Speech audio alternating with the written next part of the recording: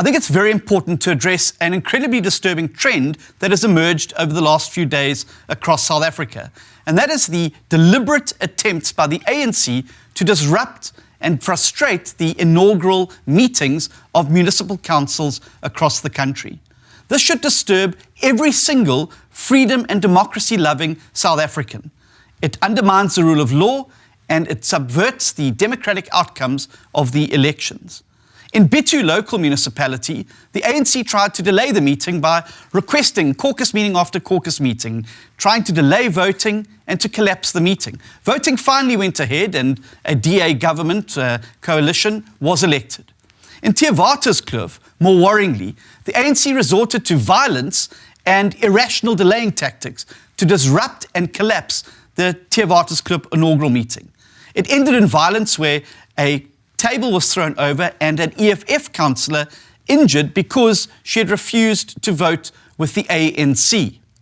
In Nelson Mandela Bay, we saw that when the ANC realised that they would not be able to form their coalition government, they got the MEC's office to intervene to delay that municipal council from having its inaugural meeting.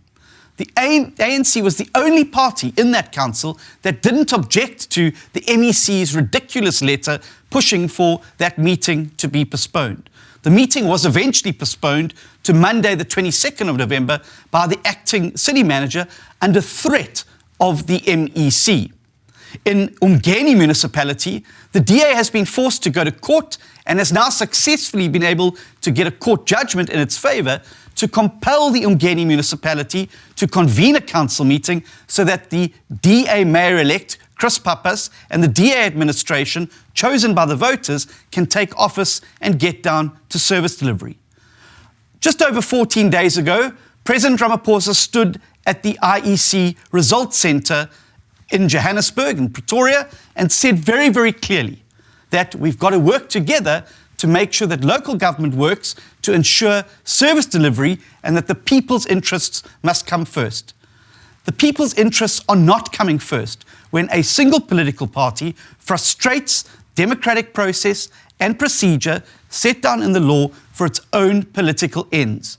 This must come to an end, and we are making a formal request to cooperative governance MECs around the country, as well as premiers, to make sure that there are officials on standby at these inaugural council meetings, particularly those that are very heavily contested, to make sure that the letter of the law is upheld, to make sure that the rule of law applies, and to make sure, most importantly, that the will of the electorate is given effect to with the formation of these councils. We cannot descend into a situation where power needs to change hands peacefully through the ballot box, and this is then disrupted through extra-parliamentary, unlawful mechanisms that then undermine democracy and subvert the outcome of that election. We will not hesitate, as we've done in Umgeni, to go to court to ensure that the rule of law in South Africa is applied. We need these councils to be constituted because we need to get down to business of service delivery in these municipalities. The people of South Africa are not served by these silly games that take place. Councillors as well must also be warned by the Supreme Court of Appeal judgment handed down in the Tshwane matter, where again the DA was forced to go to court to uphold the rule of law.